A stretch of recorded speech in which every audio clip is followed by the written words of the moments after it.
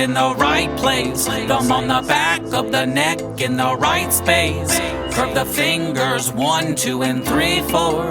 Press the tip of finger 3 to make a C chord. Ukulele, we've been playing for the fun times.